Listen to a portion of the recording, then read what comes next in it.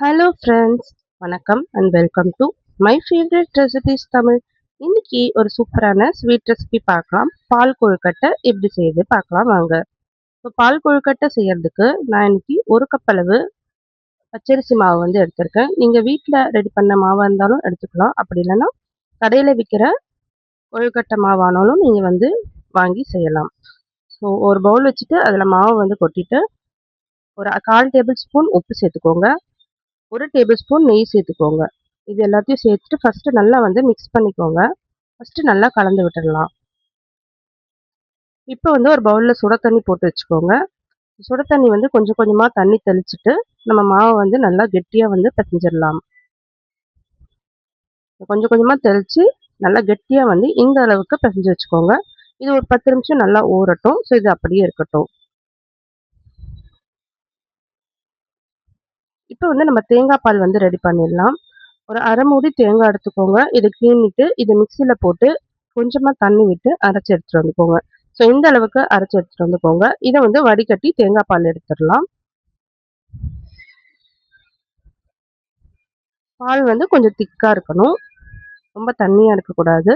அதனால ஒரு கப் வர அளவுக்கு தண்ணி ஊற்றி அரைச்சிக்கோங்க. ஸோ இந்த அளவுக்கு வந்து நல்லா மையம் அரைச்சி இந்த மாதிரி திக்காக வந்து தேங்காய் பால் எடுத்து வச்சுக்கோங்க. இது அப்படி இருக்கட்டும். இப்போ வந்து வெல்லம் வந்து நம்ம கரைச்சிக்கலாம். ஒரு கப் வந்து நம்ம அரிசி மாவு எடுத்துருக்கிறதுனால 3/4 கப் அளவு வெல்லம் எடுத்துக்கலாம். அரை கப் தண்ணி ஊற்றிட்டு 3/4 கப் வெல்லத்தை அதில் நல்லா வந்து கரைச்சிருங்க. இப்போ வந்து மாவு நல்லா ஊறி இருக்கு. நம்ம கொழுக்கட்டை வந்து சின்ன சின்ன பீசஸாக வந்து உருட்டி போட்டுக்கலாம். உங்களுக்கு எந்த ஷேப்புக்கு தேவையோ அந்த ஷேப்புக்கு உருட்டி போட்டுக்கோங்க. ரவுண்டாக வேணும்னா ரவுண்டாக உருட்டிக்கோங்க. இல்லை சின்ன சின்னதாக வந்து கொழுக்கட்டை மாதிரி நீங்கள் சின்ன சின்னதாக உருட்டிக்கலாம். இப்போ வெல்லம் வந்து கரைச்சி அதை வடிகட்டி வச்சுக்கலாம். இப்போ வந்து பவுல் வச்சுக்கலாம். இதில் வந்து ஒரு கப் வந்து தண்ணி ஊற்றிக்கோங்க. நம்ம எந்த கப்பால் வந்து ஃபஸ்ட்டு மாவு மெஷர் பண்ணுறோமோ அதே கப்பால் எல்லா மெஷர்மெண்ட்டும் செஞ்சுக்கோங்க. இதில் ஒரு கப் வந்து தண்ணி ஊற்றிட்டு நம்ம ரெடி பண்ணி வச்சுருக்க கொழுக்கட்டையை இதில் வந்து சேர்த்துடலாம்.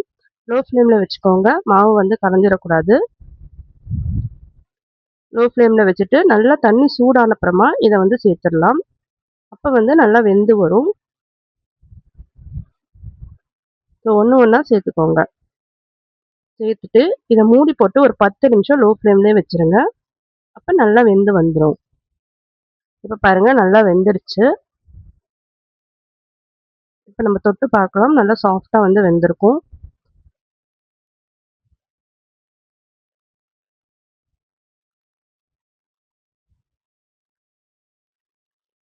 பாருங்கள் சூப்பராக வந்து கொழுக்கட்டை வெந்துடுச்சு. இப்போ நம்ம வெல்லம் சேர்த்துடலாம். நம்ம கரைச்சி வடிகட்டி வச்சுருக்க வெல்லத்தை வந்து இதில் வந்து ஊற்றிடுங்க. ஊற்றிட்டு இதை நல்லா வந்து கலந்து விட்டுருங்க. இன்னும் கொஞ்சம் நல்லா திக்காகணும்.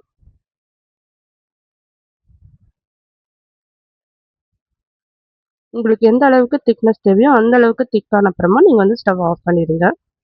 இப்போ வாசனைக்காக ஏலக்காய் தூள் சேர்த்துடலாம். உங்களுக்கு அப்படி ரொம்ப தண்ணியாக இருக்க மாதிரி இருந்தால் நீங்கள் கொஞ்சமாக அரிசி மாவு வந்து தண்ணியில் கரைச்சி ஊற்றிட்டிங்கன்னா திக்காகிடும். ஸோ இந்த அளவுக்கு வந்தப்பறம் நம்ம ஸ்டவ் ஆஃப் பண்ணிவிட்டு நம்ம தேங்காய் பால் வந்து ஊற்றிடலாம். நம்ம கொதிக்கும் போது தேங்காய் பால் ஊற்றினோன்னா தெரிஞ்சு போகிறதுக்கு வாய்ப்பு இருக்குது. அதனால ஸ்டவ் ஆஃப் பண்ணிவிட்டு நீங்கள் தேங்காய் பால் வந்து சேர்த்துக்கோங்க. இப்போ தேங்காய் பால் சேர்த்துட்டு லாஸ்ட்டாக கொஞ்சமாக தேங்காய் துருவல் சேர்த்துட்டு நம்ம வந்து சர்வ் பண்ணிடலாம். ஸோ அவ்வளோதாங்க, சூப்பரான பால் கொழுக்கட்டை வந்து ரெடி ஆயிடுச்சு. ஸோ இது பண்டிகை நாட்களில் நீங்கள் வந்து செஞ்சு நம்ம வந்து பரிமாறலாம். ஸோ நீங்களும் வந்து இந்த பால் கொழுக்கட்டையை செஞ்சு பாருங்கள். செஞ்சு பார்த்துட்டு எப்படி இருந்ததுன்னு கமெண்ட் பண்ணுங்கள். இந்த வீடியோ பிடிச்சிருந்ததுன்னா லைக் பண்ணுங்கள், ஷேர் பண்ணுங்கள். My favourite recipes Tamil subscribe பண்ணிக்கோங்க. தேங்க்யூ ஃபார் வாட்சிங்.